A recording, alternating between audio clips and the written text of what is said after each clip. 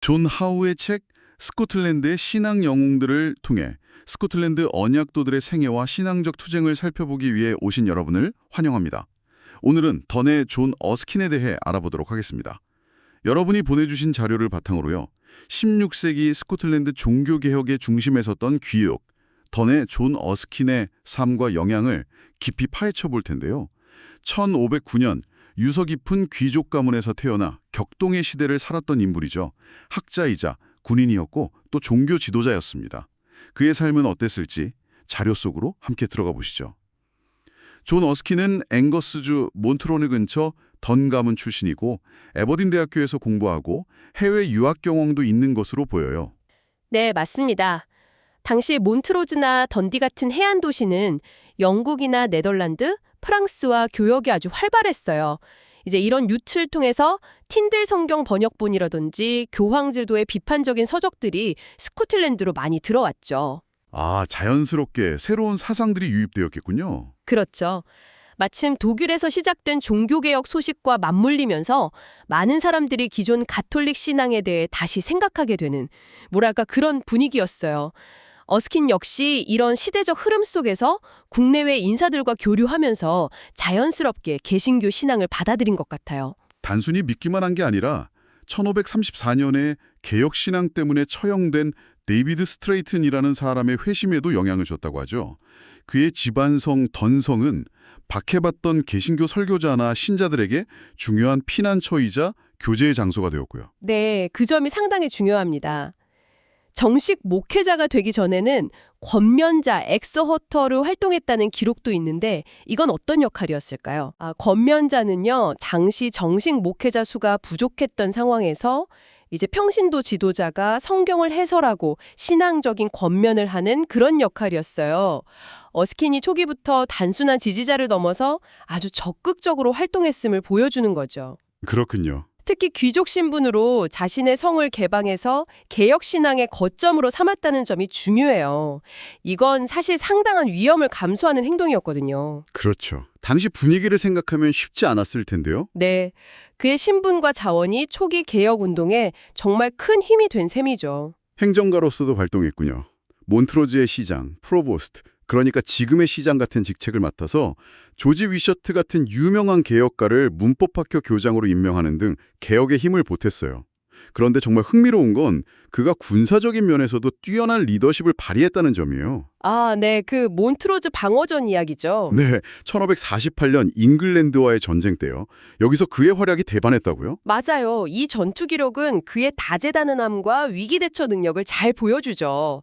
그냥 용감했던 게 아니라 아주 치밀한 전략가였어요. 기록을 보면 잉글랜드 함대가 기습했을 때 건강이 안 좋았음에도 밤마다 직접 요새 경비를 점검하며 명예로운 사람은 슈치를 두려워해야 하듯 위험이나 어려움을 피해서는 안 된다고 말했다니 책임감이 정말 강했던 것 같아요. 네, 그런 정신력이 있었기에 가능했겠죠. 함대를 발견하자마자 항구의 배들로 적의 진입을 막고 시민들을 무장시키고 병력을 나눠 배치하는 등 굉장히 신속하고 체계적으로 대응했죠. 네, 그의 전략은 적의 허를 찌르는 데 초점이 맞춰져 있었어요. 매복으로 첫 타격을 주고 의도적으로 요새 쪽으로 후퇴하면서 적을 유인했죠. 아, 유인책을 썼군요. 네, 가까이 오자 숨겨둔 병력으로 다시 공격하고 결정적으로는 후퇴하는 척하면서 적을 깊숙이 끌어들인 뒤 준비된 야포 세문으로 혼란에 빠뜨렸어요. 심리전에도 아주 능했고요. 아, 그 산 뒤에 숨겨둔 지원병력 이야기요? 실제로는 소년이나 민중이었는데 프랑스 군대처럼 보이게 위장시켜서 함성을 지르게 했다고요? 맞습니다. 이걸 본 잉글랜드군이 퇴로가 막힌 줄 알고 공황 상태에 빠져 도망쳤다는 거죠? 정말 영화 같은데요. 그렇죠. 결과적으로 상륙한 잉글랜드 병력 900명 중 100명도 채 돌아가지 못했다고 하니 그의 군사적 지략이 얼마나 뛰어났는지 알 수 있어요. 이건 단순한 전투 기록이 아니라 그의 전략적 사고와 리더십 스타일을 보여지는 아주 중요한 사례예요. 나중에 교회의 자유를 위해 국가 권력과 맞설 때도 이런 전략적인 면모가 다른 방식으로 나타나는 것 같아요. 군사적 활약 이후 그의 삶은 종교개혁 운동과 더 깊이 연결되는군요. 1555년 제네바에서 돌아온 존 녹스가 에딘버러에 왔을 때 어스킨이 자기 숙소에서 모임을 열어 카톨릭 미사 참여의 부당함을 함께 토론했다고요. 네, 맞습니다. 이게 개혁파들이 자체적으로 성찬식을 거행하기로 결심하는 중요한 계기가 되었다면서요. 네, 그렇습니다. 그리고 이후 녹스를 자신의 영지인 던성으로 초청해서 한 달간 머물게 하면서 그 지역 젠트리, 그러니까 지주계층에게 복음을 전하고 성찬을 베풀도록 지원했어요. 아, 그 지역 유력자들에게요? 네, 이 시점에서 어스킨은 단순한 동조자가 아니라 개혁운동의 핵심 후원자이자 조직가로서 자리매김한 거죠. 그의 사회적 지위가 개혁 확산에 결정적인 역할을 한 겁니다. 당시 무대에서도 활약이 이어졌네요. 1557년에는 어린 메리 여왕과 프랑스 도평의 결혼식에 참석할 8명의 위원 중 한 명으로 프랑스에 갔는데 돌아오는 길이 순탄치 않았다고요. 독살 의혹까지 제기될 정도로요. 네, 당시 스코틀랜드는 프랑스와의 관계, 또 잉글랜드와의 관계 속에서 매우 복잡한 정치적 상황에 놓여 있었어요. 귀족들 사이에서도 친프랑스파와 친잉글랜드파, 그리고 종교적 입장에 따라 이해관계가 엇갈렸죠. 어스킨이 프랑스에 가 있는 동안 스코틀랜드에서는 마지막 순교자로 알려진 월터 밀이 화형당하는 비극적인 사건이 있었어요. 아, 참 안타까운 일인데요. 그런데 이 사건이 오히려 개신교도들을 더 단결시키고 담대하게 만들었다면서요? 네, 역설적이게도 그랬습니다. 1558년 여름에는 공개적으로 예배 모임을 가질 정도였는데 이때 프랑스에서 돌아온 어스킨과 제임스 스튜어트 경, 훗날 모레이 백작이 되는 인물이죠. 이 사람이 참석해서 큰 힘을 실어주었다고요. 맞습니다. 그의 귀환과 공개적인 지지 표명은 개혁운동에 큰 용기를 주었죠. 마침 잉글랜드에서 개신교도인 엘리자베스 1세가 즉위하면서 스코틀랜드 개혁파는 더욱 힘을 얻는 그런 분위기였어요. 이런 상황에서 당시 스코틀랜드 섭정, 즉 여왕을 대신해 통치하던 메리드 기주와의 갈등이 본격화되는군요. 그녀는 카톨릭 주교들의 영향을 많이 받았다고 하죠. 네, 그렇죠. 어스킨은 양심에 따른 예배의 자유를 요구하는 대표적인 인물 중 하나였고요. 갈등이 폭발한 건 1559년 5월 10일 사건이에요. 섭정 여왕이 개신교 목회자들에게 스털링으로 출두하라고 명령하고 안 오면 반역죄로 처벌하겠다고 선언했어요. 아, 강경하게 나왔군요. 네, 이때 퍼스에 모여있던 개신교도들은 격앙됐는데 어스킨이 중재에 나섭니다. 자신이 직접 가서 여왕에게 조언하겠다며 사람들을 진정시키려 했죠. 그런데 섭정 여왕이 이걸 이용했군요. 어스킨과 대화하는 척 시간을 벌면서 뒤로는 의회에서 프랑스 도팽에게 스코틀랜드 왕위 계승권을 주는 정치적 목적을 달성하려 했다고요. 맞아요. 어스킨은 여왕의 말을 믿고 사람들에게 목사님들 재판 안 받을 테니 돌아가도 좋다는 편지까지 보냈는데 말이죠. 아이고, 어스킨이 속은 거네요. 하지만 대부분의 귀족과 젠트리들은 여왕을 믿지 않았어요. 어스킨이 속았다고 생각하고 퍼스에 남았죠. 결국 약속한 날짜에 목회자들이 나타나지 않자 여왕은 약속을 깨고 그들을 불법자로 선포해버렸어요. 나팔을 불어 추방한다고 표현했죠. 불법자로 선포했다고요? 네. 그리고 그들을 돕는 사람까지 처벌하겠다고 했고요. 5월 10일 저녁 이 소식을 가지고 퍼스에 돌아온 어스킨의 말은 사람들에게 정말 큰 충격과 분노를 안겨줬겠죠. 정말 배신감이 컸겠네요.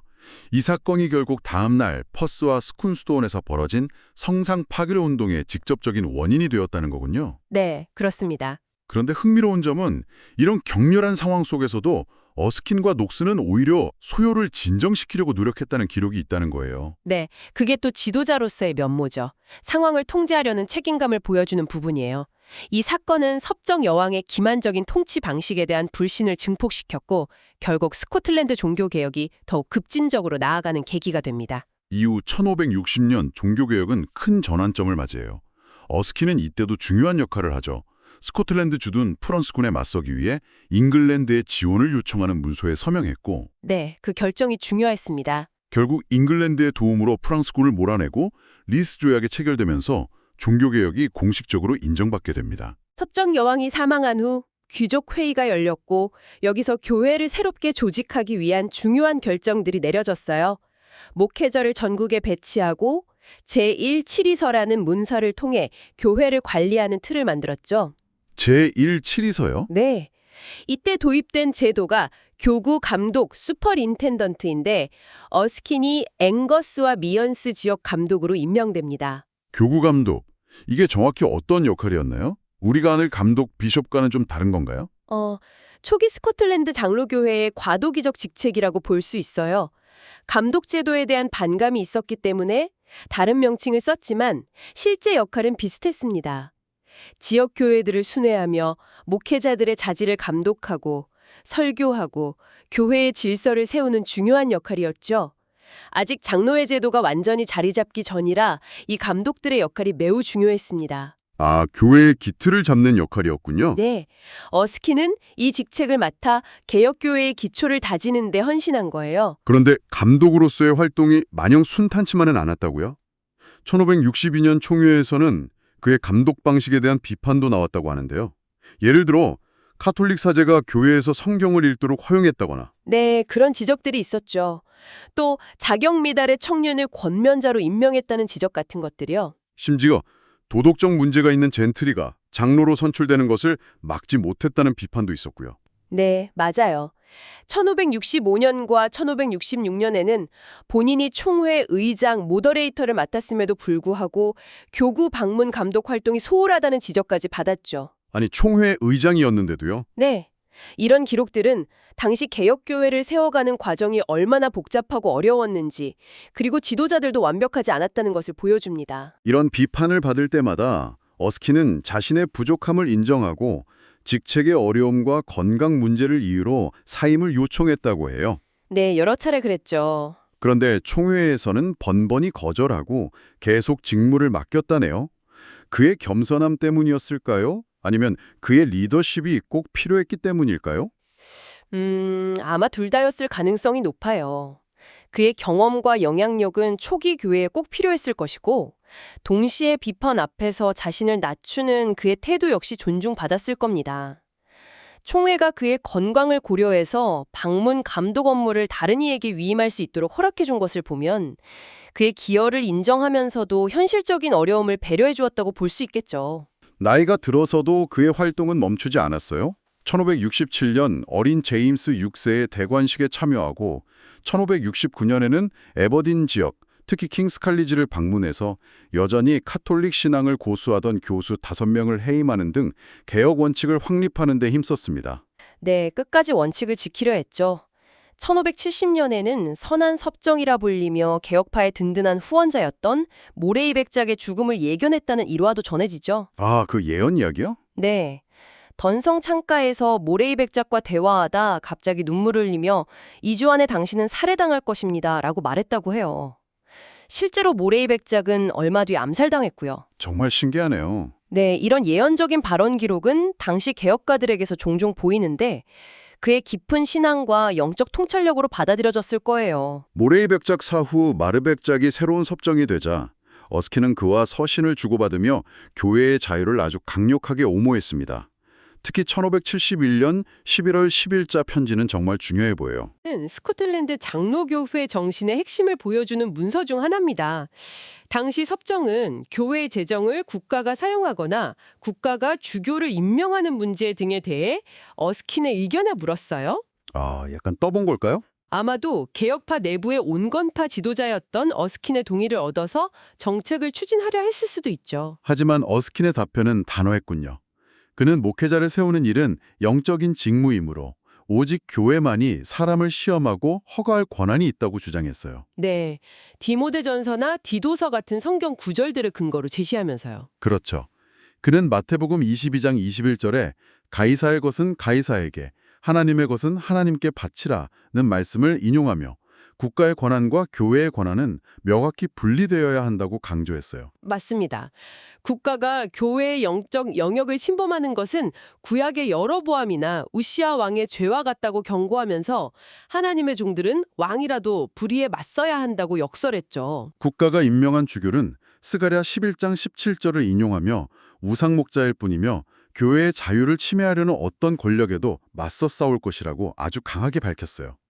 온화한 성품으로 알려졌던 그에게 이런 단호한 면이 있었다는 게 인상적이네요. 네, 이 편지는 교회의 영적 독립성이라는 장로교의 핵심 원리가 어떻게 형성되고 주장되었는지를 보여주는 아주 중요한 증거예요. 어스킨은 교회가 세상의 이익을 탐하는 게 아니라 하나님이 주신 영적 자유를 지키기 위해 싸우는 것이라고 분명히 선언한 거죠. 그의 논리는 이후 스코틀랜드 교회가 국가의 간섭에 맞서 싸우는 역사에서 중요한 신학적 기반이 됩니다. 이후에도 모튼 백작이 자신의 이익을 위해 더글라스라는 인물을 세인트 앤드루스 주교로 임명하려 하자 다시 편지를 보내 섭정에 항의하며 교회를 파괴하려는 시도라고 비판했죠. 네, 굽히지 않았죠. 섭정 마리글적은 불쾌해하면서도 일단 재정 압박은 풀겠다는 식으로 한 발 물러서는 모습을 보였고요. 네, 비록 완전한 승리는 아니었지만 어스킨의 끈질긴 저항이 어느 정도 효과를 거둔 셈이죠. 국가 권력과 교회 권력 사이의 긴장 관계는 이후 스코틀랜드 역사 내내 계속됩니다. 1576년 어스킨은 또 다른 중요한 작업에 참여하게 됩니다. 바로 스코틀랜드 장로교회 역사에 큰 영향을 미친 제2칠의서 세컨드 북 오브 디스플린 편찬위원으로 임명된 건데요. 아, 제2칠의서요? 네. 이 문서는 1579년에 완성되어 총회 승인을 받았고 오늘날까지도 장로교회 정치의 중요한 모델로 여겨지고 있다고요. 맞습니다. 제1칠의서가 종교개혁 직후의 과도기적 상황을 반영했다면 제2칠의서는 교회의 영적 독립성, 장로와 집사 등 직분자의 역할, 그리고 당회, 노회, 총회로 이어지는 교회 정치 구조를 더욱 명확하게 규정했어요. 훨씬 체계화된 거군요. 네, 어스킨 본인은 자신의 맡은 부분에 대해 모호함을 느꼈다고 말했다는 기록도 있지만 그의 참여는 이 중요한 문서의 권위를 높이고 장로교 정치의 기초를 다지는 데 크게 기여했습니다. 고령에도 정말 마지막까지 활동을 멈추지 않았네요. 1586년과 1587년 총회에도 참석했고 자신의 담당 지역에 오늘날 노회의 기초가 되는 장로회들을 설립하는 임무도 맡았다고 하니까요. 네, 그는 장로회 중심의 교회 정치가 뿌리내리는 데까지 중요한 역할을 한 셈이죠. 정말 대단한 분이에요. 던해 존 어스킨 경은 1591년 3월 12일 82살의 나이로 던해 자택에서 평화롭게 세상을 떠났습니다. 초기 교구 감독 5명 중 마지막 생존자였고 그의 죽음과 함께 감독직은 사실상 노예 제도로 완전히 대체되었죠. 그의 인품에 대한 재미있는 평가가 남아있죠. 카톨릭 신자였던 메리 스튜어트 여왕조차 다른 종교지만 앵거스 감독 존 어스킨 경의 설교는 기꺼이 듣고 싶자. 그는 온화하고 친절하며 진실로 정직하고 고결한 사람이기 때문이다. 라고 말했다는 이야기가 전해져요. 와, 정치적 종교적 입장이 달랐던 여왕에게서도 이런 평가를 받았다는 건 그의 인품이 얼마나 뛰어나는지를 보여주네요. 그렇죠. 정말 대단한 거죠. 정말 그렇네요. 스코틀랜드 북부 종교개혁의 총구자였고 귀족 신분으로 개혁에 헌신했으며 뛰어난 군사적 리더십과 종교적 지도력을 겸비했고 무엇보다 교회의 영적 자유를 위해 세속 권력과 맞서기를 주저하지 않았던 인물. 참 다층적인 삶을 살았던 것 같아요. 맞습니다. 존 어스킨 던 경의 삶은 오늘 우리에게도 많은 질문을 던져요. 귀족이자 군인이었지만 결국 그의 삶을 이끈 것은 신앙적 신념이었죠. 자신의 신념을 지키기 위한 용기와 지혜는 어디서 오는 걸까요? 때로는 거대한 권력 앞에서 원칙을 외쳐야 하는 책임감, 그 무게를 그는 어떻게 감당했을까요? 그의 시대를 지배했던 원칙과 갈등, 그리고 오늘 우리가 마주한 현실 속에서 변하지 않는 가치는 무엇일지 생각해볼 지점을 남겨주는 것 같습니다. 던해 존 어스킨에 대한 깊이 있는 탐구, 오늘은 여기까지입니다. 다음 시간에 또 다른 흥미로운 주제로 여러분을 찾아뵙겠습니다.